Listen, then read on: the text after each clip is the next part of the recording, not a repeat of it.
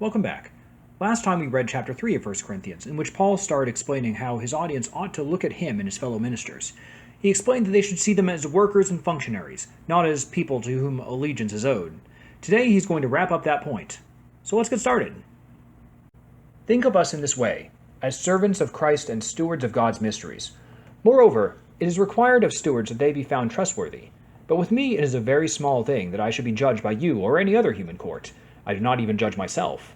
I'm not aware of anything against myself, but I'm not thereby acquitted. It is the Lord who judges me. Therefore, do not pronounce judgment before the time, before the Lord comes, who will bring to light the things now hidden in darkness, and will disclose the purpose of the heart. Then each one will receive his commendation from God. I have applied all this to Apollos and myself, for your benefit, brothers, so that you may learn through us not to go beyond what is written, so that none of you will be puffed up in favor against one another. For who sees anything different in you? What do you have that you did not receive? And if you received it, why do you boast as if it were not a gift?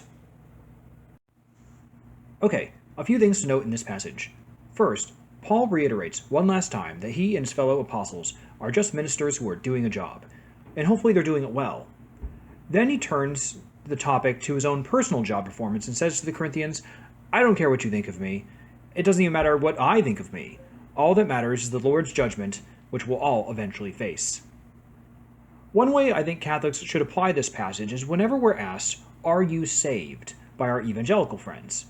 From a Catholic perspective, one could simply answer yes, but I think Paul's statement about judgment gives us a more fleshed out answer.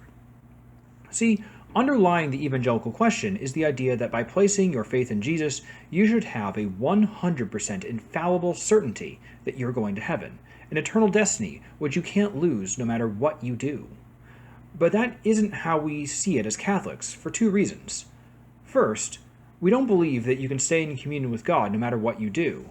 Even if you're in a state of grace today, people change, and you don't know what you'll be like in 20 years. In the parable of the wheat and the weeds, Jesus describes some people who believe for a time, but are drawn away by the temptations of the world. It would be presumptuous for anyone to think that he or she is immune to that danger. So we have to pray for perseverance. Second, we want to take into account something which we've all seen in our lives. That is, people who think they're in a saving relationship with God, but are living in a way that we know Christians ought not live. In that situation, both Catholics and evangelicals would say that the person is self-deceived. We might have different ways of understanding what exactly has gone wrong, but we'd be in agreement that he doesn't have an accurate understanding of his own situation. He might be 100% sure that he's saved, but he's 100% mistaken. Well, if it's possible for that guy to be wrong, then a little humility would force me to admit that I can be wrong too. So what does that mean for the 100% certainty that we're supposed to have? When we take that possibility seriously, you realize that that standard isn't realistic. You can have a high degree of certainty, and we'll come back to how, but this 100% beyond a doubt business is a bit of a phantom. All this is to say the Catholic answer to are you saved is a bit more nuanced than the evangelical answer. And many times they look at that as a real problem, indicative of a lack of faith or a flawed understanding of Christ's promises. But that's when I like to quote St. Paul here, because he gives us a good example of how to think about the matter. How does he regard the question of his judgment? He says he doesn't presume to judge himself, but he isn't aware of anything against himself. In other words, he does an examination of conscience, and he comes away not aware of being guilty of any mortal sin. And then he says it's ultimately God's determination. All that, taken together, is the Catholic answer to, are you saved? It's basically, I believe I am, I don't know of any reason why I wouldn't be, but ultimately, it isn't my call. It's the Lord who judges. Now on to the second thing that Paul says in these passages. Paul says he has applied all that he said to himself and Apollos, to provide a teaching example to the Corinthians. An example of what? He says, to not go beyond what is written. Now, there are 4 passages of Scripture which are commonly used to prove the Protestant doctrine of sola scriptura. The most common one is where Paul tells Timothy that Scripture is inspired and useful. Then there's the passage in Revelation which John says not to add anything to the scroll of his prophecy. There's also the scene in the Gospels where Jesus criticizes some of the traditions of the Pharisees. And then there's this one here in 1 Corinthians. Paul says he wants to teach them what it means to not go beyond what is written. Some Protestants will read that and say, aha, we found a place in the Bible where it teaches sola scriptura. Paul is saying the only source of Christian doctrine is the written word, and we're not to go beyond it. Okay, well, let's hold our horses. That interpretation might make sense if, say, Paul was in the middle of chastising the Corinthians for going into theological error, and if Paul says the problem is they're following false doctrines transmitted unreliably through the word of mouth and not just sticking to the content of apostolic letters. If that was the content of his statement, I can see where you would understand him to be teaching something like sola scriptura. But that's not what he's talking about, is it? Now, it wouldn't be unlike Paul to suddenly break into a new topic for no reason at all. Last time he was talking about the role of ministers and then suddenly shifted over to describing purgatory. But in this instance, there's a perfectly good understanding of the text, which sticks to the topic that he's already on.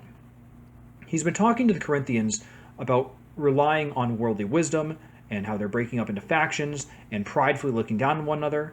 And in response to that, he just cited a series of Old Testament passages about how God opposes the proud and shows worldly wisdom to be foolish. So a much better reading of what Paul is saying here is he wants them to learn from himself and Apollos, not to go beyond what is written. He's talking about how he and the apostles are trying to model the sort of humility commended to us in those Old Testament passages, and he doesn't want the Corinthians to go outside the boundaries of the attitudes which those scriptures commend to us. That way, as Paul says, they won't be puffed up against one another. It's also worth noting that in Paul's other letters, he commends his audiences for obeying all the teachings that have been given, whether written or non-written. Okay, let's move a bit further in our analysis of this text.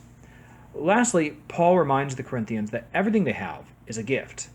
Again, this is another motive to remain humble. Anything you have, whether it's a natural talent or something you've worked for, is a gift from God. Everything you have, either spiritually or materially, is a form of God's generosity. So don't go boasting as if these gifts make you better than other people. That's the point of what Paul is saying here. Now, the rest of chapter 4 is mostly Paul complaining to the Corinthians about how hard he works and how little they like him. And while I know there are some important lessons in there about appreciating our clergy, I'm just not interested in covering it. So I'll see you next time as we start chapter 5.